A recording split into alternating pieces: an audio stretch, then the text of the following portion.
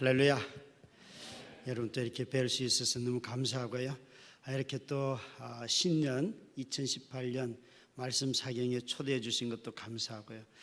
또 오늘 비가 오고 눈이 막 오는데도 와주신 여러분들이 너무 감사하고 그렇습니다. 정말 이렇게 말씀 앞에서 말씀 가지고 여러분 만날 수 있는 것이 얼마나 큰 은혜고 복인지 모르겠습니다.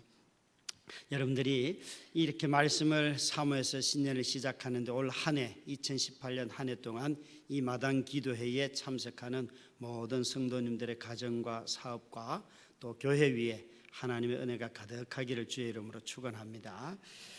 신앙생활을 하면서 말씀과 성령은 함께 가야 하고 말씀과 성령의 균형이 잘 이루어질 때 신앙이 균형이 있습니다. 그런데 한국 교회를 보면 말씀은 있는데 성령이 잘못되는 경우가 참 많습니다. 이렇게 되면 사실은 말씀은 있는데 성령이 빈약하면 율법주의에 빠집니다. 율법주의에. 그런데 말씀은 없는데 또 성령만 너무 강조하는 사람들이 꽤나 많이 있어요. 그런 사람들은 신비주의에 빠지거나 아주 방자해집니다. 자기 방법대로 다 해놓고 하나님이 하셨다고 말을 합니다. 그게 아주 전형적인 이 둘 사이가 균형이 없을 때 나타나는 모습이죠. 그래서 말씀만 있는 사람들은 아주 위선적이고 자기의 삶과 말씀을 가지고 자꾸 남을 정죄하기가 굉장히 쉽습니다. 그래서 성경은 구약 성경도 그렇고 신약 성경도 말씀과 성령은 함께 가는데 신약 성경 중에서 말씀과 성령을 아주 균형 있게 가르치는 성경을 꼽으라고 한다면 오늘 읽은 요한복음입니다. 요한복음은 말씀이 되신 그분께서 우리와 함께 계시고 제자들과 함께 계시다가 승천하시기 전에 이렇게 말씀하십니다. 성령을 너희에게 보내준다. 이 성령이 와서 너희들에게 내가 가르친 말들을 다시 기억나게 하고 이 말씀에 순종할 수 있도록 너희들을 인도할 것이다. 그래서 이 신약 성경의 요한복음은 말씀과 성령이 아주 우리에게 어떤 역할을 하고 무엇을 말씀하시는지를 우리에게 너무 잘 가르쳐주고 있습니다. 우리가 방금 읽은 구절은 16장 33절인데요 16장 1절을 읽어보면 주님이 이렇게 말씀하십니다. 내가 이것을 너희에게 이름은 너희로 실족하지 않게 하려 함이니라. 16장 1절에 보면 내가 이것을 이름은, 여기에 이것을 하는 것은 15장에 이어지는 내용인데 성령을 너희에게 준다 하는 약속이에요. 그런데 성령을 너희에게 준다고 약속하는 것은 너희들로 실족을 당하지 않도록 하기 위함이다. 아마 실족이라는 말은 이렇게 오늘처럼 비가 오거나 눈이 오면 오다가 미끄러지는 것 그런 정도로만 생각할 수 있는데 유대인들이 쓸 때 또 신약 성경을 쓰는 사람들이 이 단어를 쓸 때 실족은 공동체로부터 출교를 당하는 것, 아주 강하게 말하면 버림받는 겁니다. 자기들이 살고 있던 또 유산이었던 그 삶의 근거지로부터 쫓겨남을 당하는 것, 그건 참 고통스러운 일입니다. 여러분, 젊은 시절에 모든 헌신했던 그것으로부터 쫓겨난다는 것, 그것은 누구나 다 두려운 일이고 겁나는 일이지요. 아무리 여러분 신앙이 단단해도 내가 속했던 공동체로부터 배제된다는 것은 정말 고통스럽고 쓰라린 일들이 됩니다. 그런데 주님이 뭐라고 말씀하시는가 하면 내가 이것을 너희에게 이르는 이유는 너희로 실족을 당하지 않게 하려 함이니라. 여러분, 정말 유대인들이 이 말씀을 쓸 때 그들은 메시아를 기다렸고 오신 메시아이신 그리스도를 보면서도 그들은 주로 인정하지 아니하였습니다. 오히려 자기들이 갖고 있는 확신 때문에 오신 주님을 배척하고 주를 따르는 제자들을 멸시하였습니다. 그런데 그들에게 주님이 뭐라고 말씀하시는가 하면 성령이 너희를 주님과 단단히 연합하게 한다. 성령이 너희로 결코 배척당하지 않도록, 다시 말하면 누구와 떨어지지 않는가 하면, 누구로부터 거절당하지 않는가 하면 성령께서 우리를 세상에서는 누구든지 배척을 당하고 거절을 당할 수 있습니다. 그러나 주님과 더욱더 단단하게 연합케 한다는 거예요. 여러분, 여러분들이 지난 6년 동안 그 이전에 책에서 배웠던 제자 훈련을 실습을 하다 보니까 좀 힘드시죠? 안 힘드십니까? 원래 제자 훈련은 실습이 어려운 거예요. 책은 다 쉬운 거예요. 그런데 여러분들이 지난 5년 동안 아주 혹독한 훈련들을 하시면서 제자 훈련을 하고 계시는데 저의 질문은 이것입니다. 여러분들이 이 5년의 긴 과정을 견디시면서 주님과 더 온전히 연합하셨는지요? 그리스도를 더 깊이 알고 그리스도를 신뢰하고 정말 그리스도가 어떤 분인지 그걸 더 깊이 알아가고 그분과 연합하는지요? 아니면 정말 깡다구만 남았는지요? 만약 우리가 우리 마음속에 정말 성령께서 오셔서 결코 실족지 않도록 주님과 떨어지지 않도록 세상에서는 유대인들이 예수님의 제자들을 박해하고 예수님마저 십자가에 못 박지만 그러나 성령은 너희에게 와서 너희를 반드시 나와 연합케 한다. 여러분 정말 여기 있는 마당 기도에 나오는 모든 분들이 아무리 시간이 지나도 주님과 단단한 이 연합으로부터 멀어지지 않고 오히려 희미했던 주님과의 관계가 더 잘 연합하고 정말 이제는 나 혼자 어디 둬도 주님 사랑하며 나 살 수 있습니다 하는 신앙이 좀 경지에 이르기를 주의 이름으로 축원합니다. 사랑하는 성도 여러분, 제자 훈련의 핵심은 정은보다도 먼저 내 삶을 통해서 주님과 연합입니다. 주님과 함께 연합한 삶은 자연스럽게 정인이 되는 것입니다. 그런데 주님과 연합하지 아니하였으면서 자꾸 정인이 되려고 하니까 이게 버겁고 힘들고 무거운 거예요. 여러분, 제자의 삶은 나가서 정인이 되고 사람들 데려오는 것보다도 먼저 할 일은 주님을 알고 주님과 연합하는 일입니다.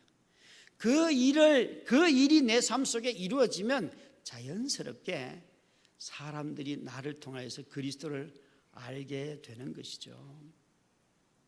저도 저희 연로하신 어머님이 계세요.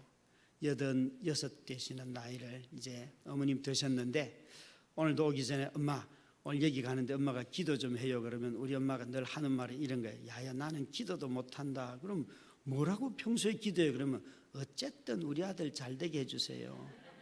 이게 우리 엄마 기도예요. 여러분 제가 그럼 엄마 어쨌든 잘 되는 건 뭐가 잘 되는 거냐? 내가 지금 이렇게 아내 아픈 가운데 13년이 지나가고 혼자 사는데 엄마도 지금 혼자 있지 나도 거의 혼자 사니까 우리 둘이 합쳐서 살까요? 이러면 우리 엄마가 막 깔깔깔깔 이렇게 웃으세요. 사실 여러분 13년을 버틴다는 게 참 어렵더라고요. 어려워요. 그리고 또 이렇게 아이들이 말을 잘 듣습니까? 그죠? 자녀 셋 있는데 말을 지지리도 안 듣고요. 자랄수록 더 안 듣고요. 와 정말 너무 힘들더라고요. 오늘도 사실은 오전 내내 아들 방학을 보내고 있는 고등학교 2학년 된 아들이 정말 여러분 저는 빨리 개학했으면 좋겠어요. 학교가 저는 좋아요. 얘가요 어젯밤 9시에 잤는데 아침 9시가 돼도 교회 갔다 왔는데 새벽기도 끝나고 왔는데도 학교를 안 가고 있는 거예요. 원래 방과 후를 해야 되는데 왜 안 갔니? 그러니까 늦어서 안 간다는 거예요. 그래 그렇게 쉽게 할 수 있는 게 아니지 않냐. 그러니까 아니래 자기 그냥 공부하기 싫은데 뭘 자꾸 보내니. 고등학교 2학년이 그러니까요 같이 있는 데 있잖아요. 하여튼 인간은 같이 있으면 분노가 이렇게 올라와요. 좀 적당히 떨어져 있어야지 당신 좋아요 이렇게 되지요. 같이 붙여놓으면요 막 계속 이렇게 분노가 일어나는데 아이들도 그럼 엄마나 보러 가자 그러고 갔는데 아내한테서도 계속 아내에게 아들 욕한 거예요. 막 그러다가 설교하러 와야 된다는 걸 알고 오후에 앉아가지고 이렇게 설교를 준비하면서 마음속에서 나는 지금 뭐 했나. 여러분 설교 오기 한 4-5시간 전에 앉아가지고요 아들 계속 욕하고 있었어요. 여러분, 성령이 충만한 사람들의 특징이 하나 있는데 말씀을 펴면 그 말씀이 자기에게 뭘 말씀하는지 압니다. 여러분, 남에게 말할 여유가 없어요. 자기에게 하시는 말씀이 그 말씀 안에 너무 많은 거예요. 이것을 너희에게 이르면, 이걸 읽고 난 뒤에 야, 주님, 오늘 설교하러 가야 되는데 내 형편은, 내 모습은, 내 내면은, 내가 오늘 지금 오전 내내 한 행동은 너무나 허물이 많은, 여러분, 저는 참 제 자신이 좀 예수를 믿고 그래도 목사가 되고 그러면 좀 더 온전하게 주님을 따랐으면 좋겠어요. 건강한 공동체가 아니었다면 저는 제 자신이 주님을 온전하게 따를 수 없을 거라고 생각해요. 저 혼자의 힘으로는 갈 수가 없어요. 그런데 아무리 건강한 공동체라도 성령으로 말미암아 그리스도와 연합하지 않는 공동체가 되면 반드시 패거리가 됩니다. 패거리가 되는 공동체는요, 정말 감정만 남아 있습니다. 우리가 그리스도를 따르는가 아닌가, 그것을 판단을 못하는 것이죠.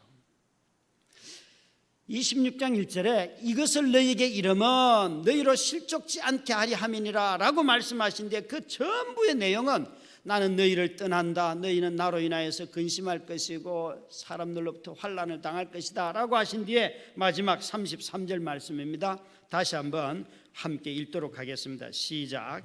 이것을 너희에게 이르는 것은 너희로 내 안에서 평안을 얻게, 세상에서는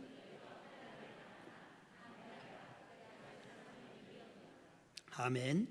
26장 33절에 마지막에 주님이 이렇게 다시 말씀하십니다. 이것을 너희에게 이르는 것은 너희로 내 안에서 평안을 얻게 누리게 하려 함이라.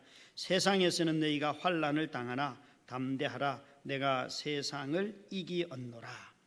이 한 구절에서 여러분은 어떤 단어가 제일 먼저 여러분 마음속에 들어오는지요? 평안이라는 단어가 먼저 들어옵니까? 아니면 환난이라는 단어가 먼저 들어옵니까? 이겼다, 이 단어가 먼저 들어옵니까?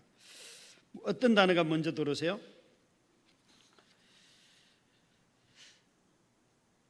아마 이 구절을 여러분 다시 한번 띄워주시면, 이 구절은 참 고약합니다. 어떻게 읽는가에 따라서 이렇게 되어 있습니다. 너희는 내 안에서 평안하라, 평안을 얻어 누리게 하려 함이니라. 세상에서는 너희가 환난을 당하나. 여러분, 이 문장을 한번 꺼내 읽어보세요. 평안을 약속하고 평안을 누리라고 말씀하시면서 세상에서는 환난을 당한다. 이게 평안이 됩니까 안 됩니까? 평안을 주시려면 잘 주셔야 되는데 뒤에다가 아주 고약하게도 세상에서는 환난을 당하나, 이런 말이 됩니까 여러분? 너는 풍요로울 거야, 돈은 없어. 너 참 행복할 거야, 늘 병원에 있을 거야. 이게 말이 됩니까 여러분? 근데 주님이 이 16장 33절에 마치 그런 방식으로 말씀하고 계시다는 거예요. 그러니까 성경을 좀 잘 읽으셔야 되는데 주님이 먼저 이렇게 말씀하시죠. 너희로 내 안에서 평안을 얻어 누리게 하려 함이니라. 먼저 끝나야 됩니다. 마침표가 하나 있고, 그러나 세상에서는 환난을 당하지만 담대하라, 내가 세상을 이겼다. 환난이 어느 쪽으로 붙으셔야 돼요? 평안 쪽으로 붙어야 됩니까? 뒤로 세상을 이겼다 쪽으로 붙어야 됩니까? 우리는 이 구절을 읽을 때에 평안과 환난을 함께 붙이는 경향이 있어요. 아니요, 주님은 이렇게 말씀하세요. 너희로 내 안에서 평안을 얻어 누리게 하려 함이니라. 그러나 세상에서는 환난을 당한다. 그럼에도 불구하고 담대하라, 내가 세상을 이겼다. 주님 그렇게 말씀하세요. 요한복음에서 평안이라는 단어를 가장 먼저 사용하는 장이 몇 장인가 하면 14장이에요. 그 이전에는 평안이라는 단어가 나오지를 않습니다. 그런데 14장, 15장, 16장, 17장, 우리가 아는 대로 주님께서 제자들에게 말씀하신 긴 설교문인데 14장에 우리 좋아하는 구절이 있어요. 나는 길이요 진리요 생명이니 나로 말미암지 않고는 라고 하는 그 구절에 있는 그 14장의 1절이 이렇습니다. 너희는 근심하지 말라. 내가 너희를 떠나지만 근심하지 말라. 주님이 이제 제자들을 떠나서 십자가를 지시고 죽으시고 부활하실 것에 대해서 말씀하시는 장이 이제 펼쳐지는 거예요. 집중적으로 주님의 죽음을 말씀하시는데 그 본문 안에 나오는 것이 평안이에요. 내가 너희들이 나를 다 버리고 떠나고 내가 이제 죽음의 길로 간다. 내가 너희들 떠나간다. 그럼에도 불구하고 두려워하지도 말고 너희가 평안하기를 바란다. 왠가 하면 보혜사 성령께서 오셔서 너희에게 평안을 주기 때문이다. 주님이 그렇게 말씀하세요. 여러분 14장 27절에 보면 평안을 너희에게 끼치노니 곧 내가 주는 평안을 너희에게 주는 것은 세상이 주는 것과 같지 아니하니라. 너희는 마음에 근심하지도 말고 두려워하지 말라. 이 말씀을 하시면서 주님은 내가 너희들을 떠나간다 이렇게 앞뒤 보면 다 말씀하고 계세요. 여러분 우리 마음 안에 주님이 계실 때만 평안이 있습니다. 이 평안은 심리적이거나 환경적인 삶의 형편을 말하는 것이 아닙니다. 신구약 성경이 예수 그리스도 하나님의 나라의 통치가 온전하게 이루어질 때 나타나는 한 단어가 뭔가 하면 샬롬, 평안이에요. 샬롬, 평안. 하나님이 온전하게 통치하는 세상이 되면 샬롬이 있다는 거예요. 평안이 있다는 거예요. 다시 말해서 예수 그리스도 하나님의 온전한 통치, 재림 그것이 오기 전에는 이 세상에는 그런 샬롬의 평안은 없는 거예요. 그런데 이 샬롬을 우리 예수님께서 신약 성경에서 어떻게 이루시는가 하면 당신의 십자가의 죽음을 통하여서 먼저 하나님과 우리 인간 사이에 죄로 말미암아 있었던 모든 불안들을 다 제거하심으로 말미암아 믿는 자들의 마음 안에는 하나님이 주시는 평안이 있다는 거예요. 삶이 환난 가운데 있을 수 있고 질병이 찾아올 수도 있고 자녀들의 문제가 생길 수도 있고 노년의 노화를 겪으면서 많은 어려움들을 겪을 수 있지만 그러나 마음속에서는 이렇게 말할 수 있다는 거예요. 또 경험한다는 거예요. 나는 주님 안에서 평안해. 그 어디나 하늘나라 하나님의 나라가 너희 마음에 있다라고 말씀하실 때 그 주님의 말씀은 하나님과 우리 사이의 화목함이 바로 우리 마음 안에서 이루어졌다는 것이에요. 여러분 우리 모두가 다 타락하고 범죄하고 난 뒤에는 하나님으로부터 떠났기 때문에 우리에게는 이 평안이 없습니다. 인간이 결핍의 순간이 거의 없었던 때를 꼽으라고 한다면 사실은 범죄하기 전, 범죄하기 직전에 아담의 삶이라고 말할 수 있습니다. 아담은 가장 풍요로운 동산에 살았잖아요, 그렇죠? 그런데 그는 어디서부터 하나님을 보고 피하여 숨습니까? 그가 하나님이 하지 말라는 계명을 어겼을 때, 하나님이 오셨을 때 아담아 너 어디에 있느냐? 주님이 몰라서 묻습니까? 다 아십니다. 자기가 만든 동산이고 자기가 만든 사람이고 자기가 만든 나무고 자기가 만든 돌일 텐데 어디에 숨는다 한들 하나님이 아담이 어디에 있는지 모르겠습니까? 아담아 너 어디 있냐? 그러니까 저는 숨었습니다. 죄는요 우리 모두를요 아무리 풍요로워도 하나님으로부터 돌아서게 합니다. 아무리 건강하고 삶이 여유로워도 죄는 하나님으로부터 돌아서고 오히려 우리를 불안 가운데 던져 놓는 것이 죄인 것입니다. 그래서 예수 그리스도께서 오셔서 당신의 죽으심을 통하여서 인간이 하나님 앞에서 겪어야 하는 이 불안을 없애주시려고 십자가를 지신 것입니다. 그것을 성경은 가장 먼저 샬롬이라고 하는 거죠. 사랑하는 마당 기도에 나오는 성도 여러분, 여러분 안에 이 죄를 제거하신 주님으로 말미암아 늘 주님과 화평한 화목한 여러분의 2018년 삶이 되기를 주의 이름으로 축원합니다. 참 주님께서 우리에게 주시는 이 마음의 평안함, 이것은 이루 말할 수가 없어요. 제 개인적으로 지난 13년의 삶은 아픈 아내를 돌보는 삶입니다. 저는 아내가 13년 전에 교회를 개척하고 쓰러져서 뇌경색으로 식물인간이 돼서 가만히 잘 누워 있습니다. 그래서 이제는 좀 저희들도 여유를 갖게 되고 2년 전에 요양원으로 아내를 이제 데리고 갔습니다. 그래서 집에서 아내를 돌보지는 않는데 11년 동안 아내를 돌볼 때 이루 말할 수 없는 그 고통을 많이 겪었어요.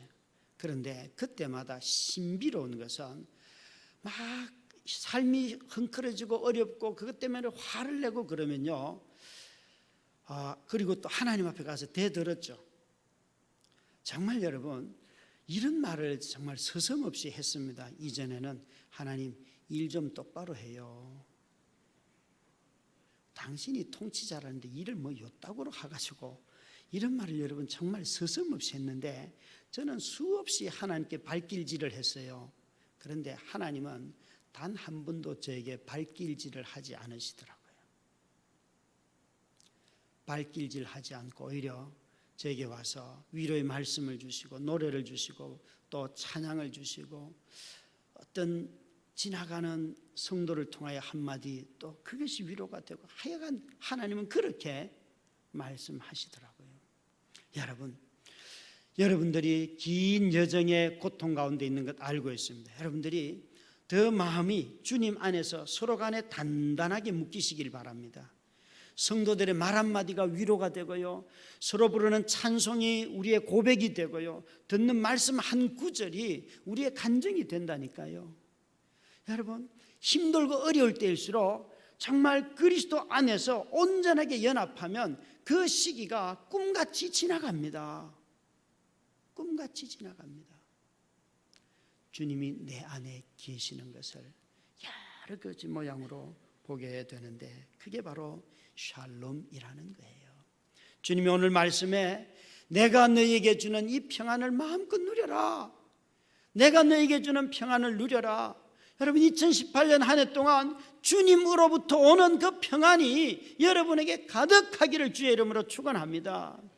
어쩌면 우리가 16장 33절에 이걸 읽으면서 이런 비현실적인 말이 있나? 너무나 비현실적이다 말이죠. 어떻게 환난 당하는데 평안을 누릴 수 있습니까? 라고 물을 수가 있어요. 마치 이런 말하고 똑같아요. 아이를 하나 둘 셋 낳은 이렇게 엄마가 밤에 잠을 잘 때에 애들 한 놈도 안 깨고 울지도 않고 지네들이 우유가 먹고 싶으면 일어나서 벌떡 냉장고 문 열고 가서 먹는, 이게 됩니까 여러분?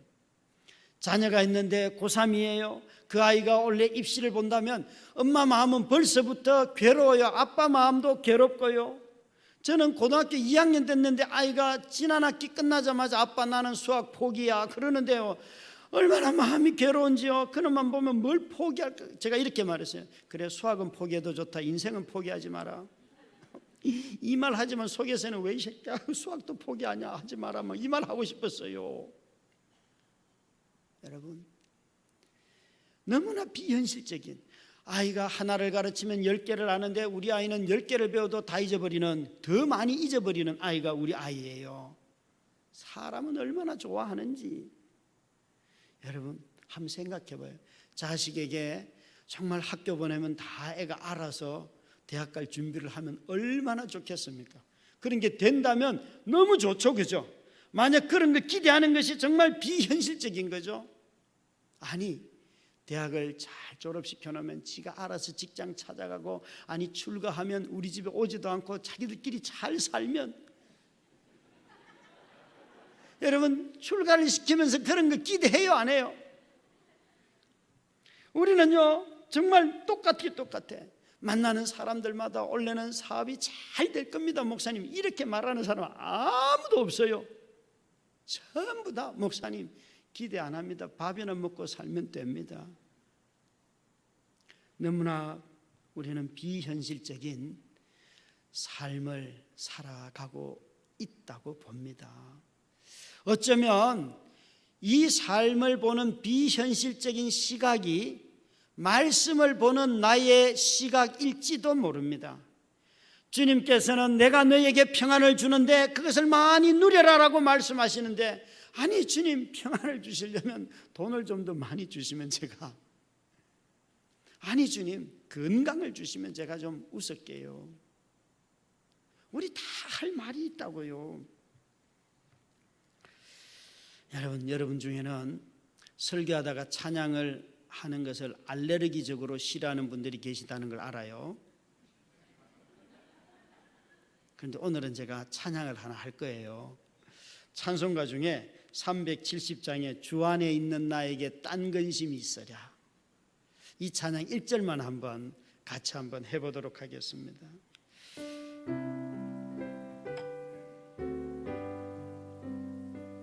주 안에 있는 나에게 딴 근심이 있으랴, 십자가 밑에 나가 내 짐을 풀었네. 주님을 찬송하면서 할렐루야 할렐루야, 내 앞길 멀고 험해도 나 주님만 따라가. 주님을 찬송하면서, 주님을 찬송하면서 할렐루야 할렐루야, 내 앞길 멀고 험해도 나 주님만 따라가리. 이 찬양을 새벽 기도회 때 아무도 오지 않는 본당에 앉아가지고 혼자서 노래 부를 때, 제 마음속에 교회가 될까? 왜 개척할 때는 같이 한다고 그래놓고 왜 나만 있지? 왜 개척할 때는 도와주신다고 하나님 약속하셨는데 왜 아내는 쓰러졌지? 그런 숱한 의문을 가지고 앉아있을 때에 아무도 오지 않는 그 새벽 이른 시간에 본당에 앉아가지고 주 안에 있는 나에게 딴 근심이 있으랴. 여러분, 근심만 가득한 새벽 아침에 딴 근심 너무 많아서 부른 찬송입니다. 여러분, 찬송은요, 처음 부를 때가 제일 고통스러워요. 우리의 삶과 잘 안 맞아요. 그런데요, 믿음을 가지고 자꾸 따라 부르다 보면 그 말씀이 맞다는 것을 믿음으로 알게 되고 하나님이 또 깨우쳐 주세요. 여러분, 아무리 힘들고 어려워도 이 찬송 부르면서 올 한 해 동안 주님이 주시는, 주님 안에 있는 평안을 마음껏 누리시기를 주의 이름으로 축원합니다. 우리 삶이 새해에 모든 분들에게 무엇을 원하세요? 그러면 마음의 소원이 이루어지기를 원합니다. 그런 게 참 많잖아요. 아마 여기 계신 분들도 마음의 소원, 그 중에 하나가 평안이 아니겠나 싶습니다. 참 마음의 평안, 그것을 누리기를 원하시는데, 이 평안이 환난 없는 삶은 아니라는 것을 오늘 주님은 자꾸 말씀하고 계세요. 그런데 사람들은 자기 자신이 대체로 이루어지기를 바라는 것을 가만히 보면 결핍했던 것, 모자랐던 것, 실패했던 것, 이런 것들이 다 올해는 이렇게 바뀌고 변하고 채워지면 좋겠습니다. 이 말씀들을 많이 하시죠, 그렇죠? 작년에 아팠던 분들은 이렇게 말합니다. 올해는 안 아프고 살았으면 참 좋겠습니다. 그렇게 말을 해요. 어떻게 보면 참 일상적인 것들이죠. 그러나 일상적이지만 그분의 삶에서는 그것이 아주 절실한 것입니다. 그런데 우리가 일상적이면서 아주 절실한 것이 항상 우상이 되는 가장 첫 번째입니다. 일상적이면서 가장 절실한 것이 우상이 되는 첫 번째 목록이 됩니다, 여러분. 일상적인데 절실하지 않은 것은 절대 우상이 될 수 없습니다. 필요가 없는 겁니다. 가만히 한번 여러분 잘 돌아보세요. 누군가에게는 한 달에 200 버는 것이 생계의 전부일 수가 있습니다. 그런데 그게 채우기가 보통 어려운 게 아닙니다. 어렵죠. 목사님, 난 욕심이 있는 게 아니에요. 그냥 우리 가족 최소한에 먹고 살 수 있는 최저 생계비 정도만 200만 원만 있으면 좋겠어요. 그런데 누군가에게는 그 200만 원을 벌기 위해서 밤새도록 일을 해도 못 얻는 돈입니다. 그래서 이 일상적이면서 절실한 문제가 생겼을 때 하나님한테 기도하면서 그것을 이루어 달라고 하는데 이런 것들이 우상이 된다니까요. 우리 모두가 다 불안해하는 가장 큰 이유는 내 마음의 소원이 안 이루어질까 염려하는 것이 항상 우리 마음을 지배해요. 내 마음의 소원이 안 이루어지면 어떡하나, 내가 바라는 이게 안 이루어진다면, 그러면서 우리는 자꾸 불안하다니까요. 불안해요. 여러분 마음의 소원이 이루어지면 그것이 재앙이 되는 것도 아시죠?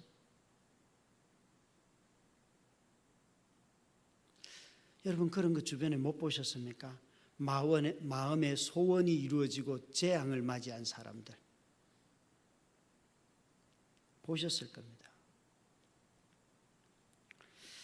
우리는 지난 삶을 돌아보면서 고생하고 얻지 못했던 것, 이런 것들은 아주 절실한 문제가 되고 반드시 꼭 이루어지기를 바라는데 그것 때문에 속는다니까요. 그것이 이루어지면 다 될 것처럼 말해요. 원하는 것을 이룬다고 해서 마음의 평안 없습니다. 평안은 오직 그리스도 예수 안에서만 있습니다. 그분이 주시는 선물을 가지고는 절대 우리는 평안을 누리지 못합니다. 내 기도 응답으로 자식이 잘 되고 아파트가 늘어나고 직장에서 승진하고 절대 평안 없습니다. 그것 때문에 재앙을 맞이하는 사람도 많다니까요. 얼마나 삶이 힘들었으면요, 어느 날 금요 철야기도를 마치고 난 뒤에 청년 한 명을 데리고, 야, 오늘 철야기도 하는데 영빨이 왔다. 우리 저 가서 로또 한번 꺾자. 아마 될 것 같아. 그리고는, 야, 내일 발표하는 날이니까 목사하고 같이 가면 안 되겠냐. 내가 이거 당첨되면 너 장가도 보내주고 내 교회도 세우고 다 할 거야. 그러니까 가자. 그리고는 데리고 가고 너 많은 셋이서 3만 원어치 로또를 긁었어요. 그 긁고 난 뒤에 그 다음날 로또 발표하는 날까지 얼마나 기대감이 부푼지, 만나는 사람들마다 내가 너 장가 보내줄게, 너 뭐 해줄게 막 다 약속하고, 막 성도들은 안 믿는데 저만 믿더라고요. 얼마나 삶이 애절하면 그런 못된 짓도 해볼까요, 여러분? 여러분 그런 거 해봤어요?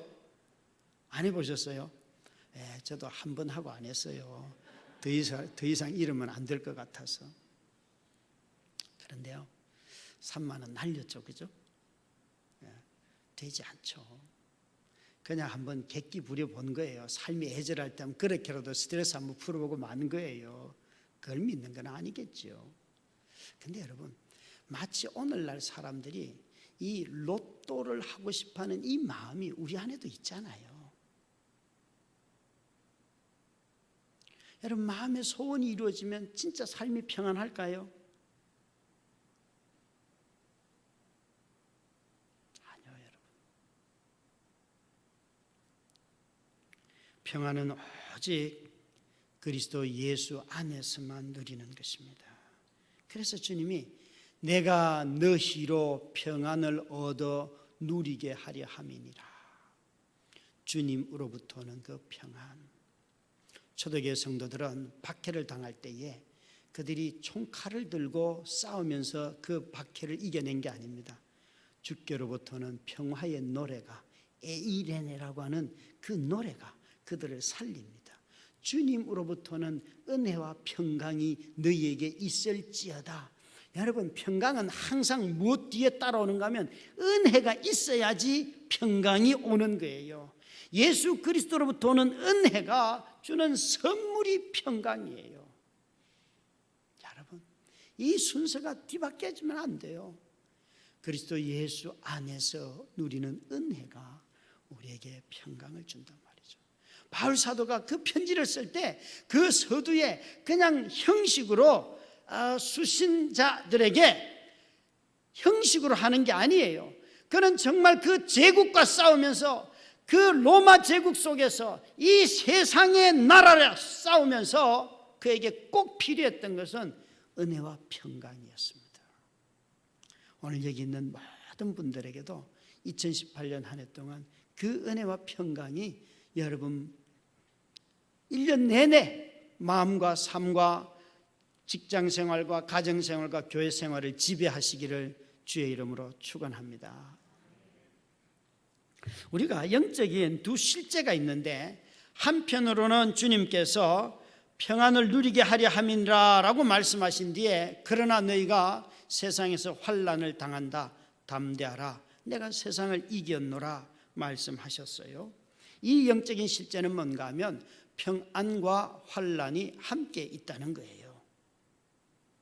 평안과 환난이 함께 있다는 거죠. 제자들에게 주님께서 내가 너희를 떠날 때가 온다, 너희를 두고 갈 때가 온다, 그러나 성령이 와서 너희를 반드시 다시 붙들어 줄 것이다, 가르쳐 줄 것이다, 염려하지 말라.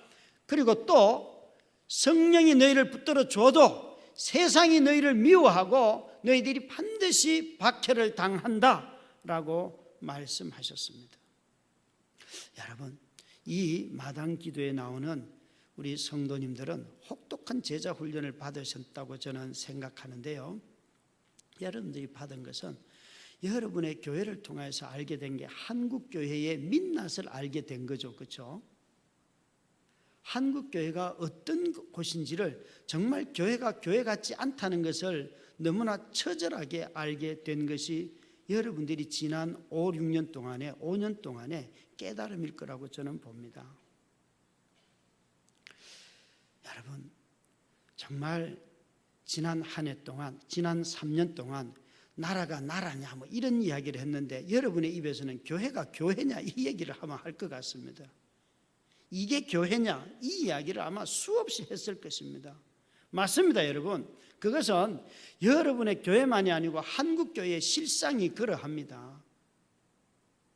저는 개척해서 아주 초대형 교회를 이룬 목사입니다. 저희 있는 지역에서 연합 모임을 하는데 가면 전부 다 이렇게 말합니다. 저한테 인사할 때 초대형 교회 목사님 나오셨습니다. 왠가 하면 우리는 월세만 1,000만 원을 내요. 그리고 아이들부터 하여튼 태어난 아이들 다 해서 출석하는 인원이 한 330명 정도 돼요. 그러니까 진짜 초대형 교회죠, 그죠? 여기 지금 다 어른들만 계시는데 저희 교회는 3세부터 7세가 지금 70명이에요. 작년 2017년도 한 해에만 출산한 아이들이요, 신생아가 18명이에요. 저는 딴 기도 별로 안 합니다. 전도 열심히 하게 될 이런 기도 안 하고 온 성도들 무조건 하나님 할 수만 있거든 50이 돼도 애 낳게 해주세요 이렇게 기도합니다. 여러분, 요즘은요 그리스도인들이 결혼하는 것도 싫어하지만 결혼을 해도 아이 낳는 걸 굉장히 싫어합니다.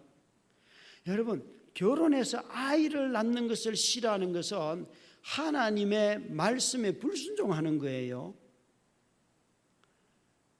저 이렇게 가르쳐요. 신년 신방이 시작되면 가서 하나 있으면 둘 달라고 그러고 둘 있으면 셋 달라고 셋 있으면 넷 달라고 그래요. 아무도 아멘 안 해요. 저만 아멘 해요. 인구가 급감하는데 이것을 두려워하는 사람들이 별로 없고, 교회는 생명이 이어져야 되는 곳이잖아요. 그렇죠? 여러분 며느리나 여러분의 또 딸이나 여러분의 아들이나 사위를 보거들랑, 얘야 나는 너희들 이것 위해서 기도한다. 너희들 애 많이 낳아라. 애 못 낳는 나이가 됐걸들랑 입양이라도 해라.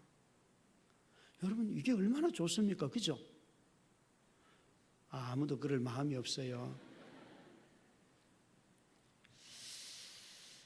여러분, 우리는 너무나 교회 안에 들어와 있는 세속성을 그동안 몰랐어요. 그런데 정말 교회가 세상과 싸워야 했는데, 너무나 타락한 시대를 살다 보니까 교회가 교회 안에 있는 세속주의와 싸우는데 진을 다 빼고 있다는 거예요. 그것이 아마 여러분들이 경험한 혹독한 훈련일 것입니다. 차라리 세상과 싸우면 명분이라도 분명합니다. 그런데 친구와 싸운다, 이건요 수 없는 회의와 또 의심과 내가 맞나 아니나, 이게요 싸움보다도 자기 안에 일어나는 이 의심, 내가 하는 게 맞나, 이것 때문에 더 지치도록 만드는 것이 지난 5년의 삶이라고 봅니다. 제가 왜 이런 것을 조금이나마 경험했는가 하면, 저는 제 손으로 3년 동안 가르쳤던 학생들을 다시는 너희들을 안 가르친다고 제명을 해본 사람이에요.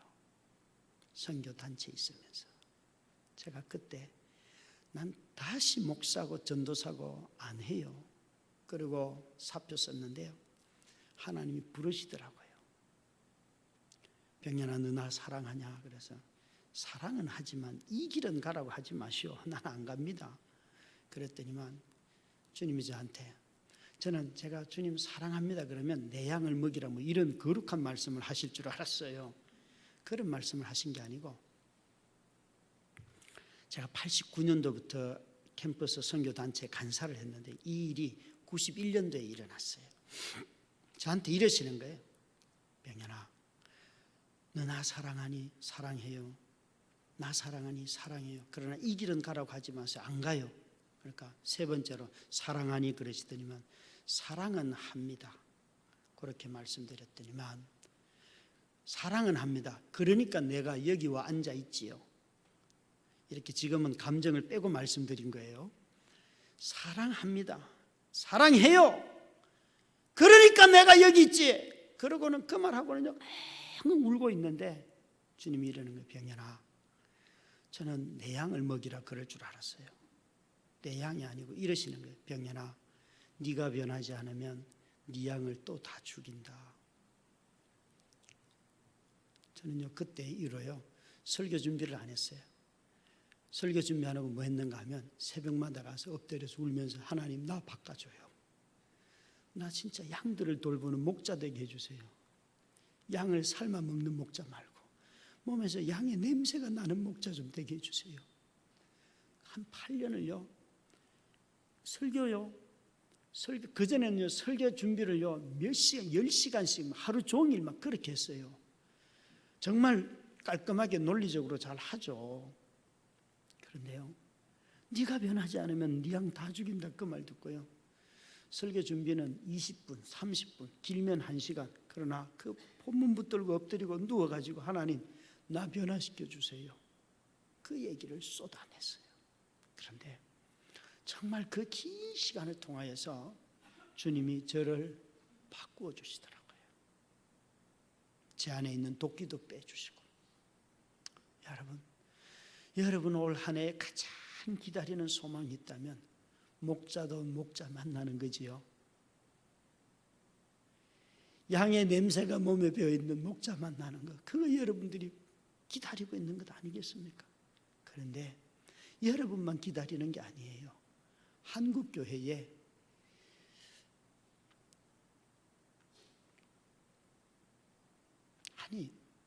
양을 돌보는 목동이라면 양은 똥도 있고 뭐 지저분한데 그거 다 묻어야 되잖아요. 그죠?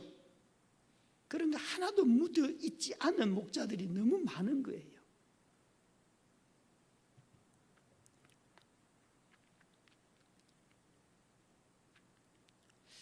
주님께서 여러분에게 내가 세상을 이겼다, 담대하라 말씀하시는데, 여러분의 참 목자는 우리 주 예수 그리스도이십니다.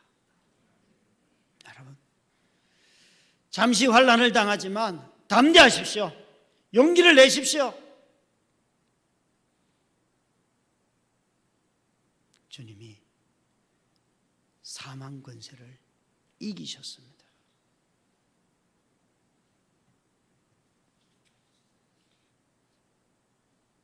저는 처음 이 구절의 말씀을,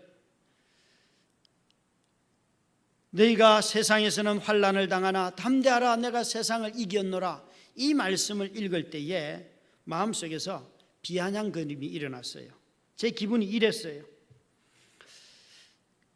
아마 어른들도 좀 아시리라고 보는데, 세계적으로 공을 제일 잘 차는 사람 꼽으라고 한다면 아마 메시라고 하는 아르헨티나 출신의 키는 한 170cm쯤 되는 그런 축구 선수치고는 아주 작은 그런 선수가 있어요. 아주 세계적인 제일 뛰어난 선수예요.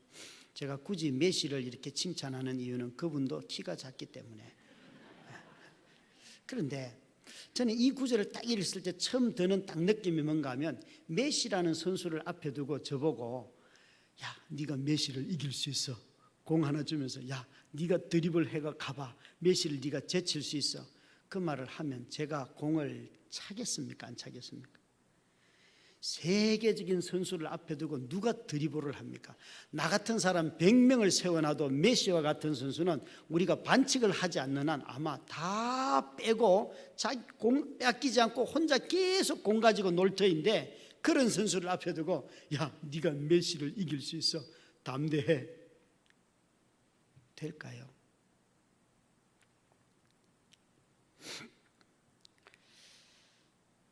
어쩌면 이 말씀 앞에 서면 우리 모두는 다 깊은 패배감이 이미 마음속에 있습니다. 두려움이 있습니다. 프레데릭 뷰커너라고 하는 아주 유명한 작가가 있는데, 이분이 어둠 속의 비밀이라는 책을 썼어요. 그 책에 보면 아주 이렇게 그가 설교에 대해서 말하고 있는데, 마태복음 6장에 나오는 하늘에 계신 너희 아버지의 온전하심과 같이 너희도 온전하라 라는 말씀을 그가 읽을 때에 그는 이렇게 말을 하더라고요. 우리는 온전함을 이야기할 때에 벌써 마음속에서는 두려움이 찾아오면서 내 왜소함과 한계를 먼저 생각하면서 이렇게 말한다는 것이에요.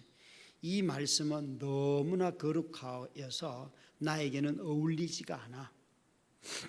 또 내 마음은 원이로되 육신이 약하여도다. 아무리 옳은 길을 구해도 이룰 방법이 없어요. 이건 저자가 이 구절을 읽을 때에 사람들이 이런 방식으로 생각을 한다는 것이에요. 그러면서 그는 덧붙이기를 이렇게 말했습니다. 이 구절, 하늘에 계신 너희 아버지가 온전하신 것처럼 너희도 온전하라는 이 말씀은 돼지의 귀로 비단 지갑을 만드는 것과 똑같다. 돼지의 귀로 어떻게 비단 지갑을 만들겠습니까? 만들 수 없다는 거예요.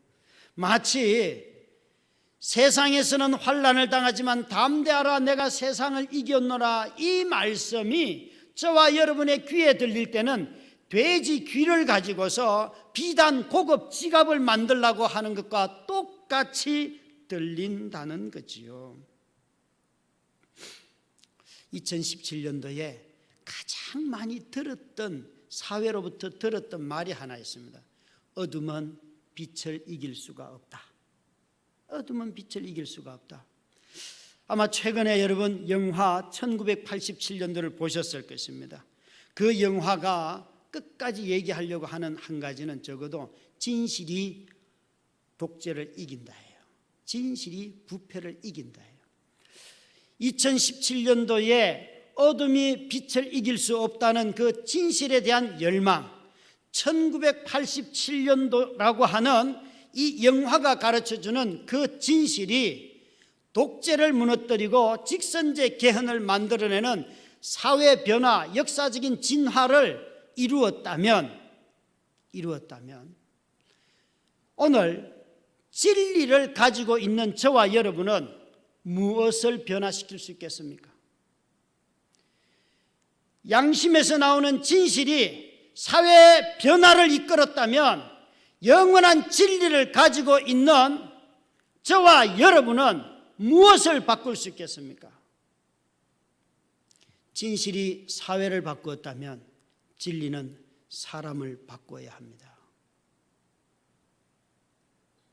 사람을 바꾸지 못하는 진리는요, 더 이상 진리로서의 효용성이 없습니다.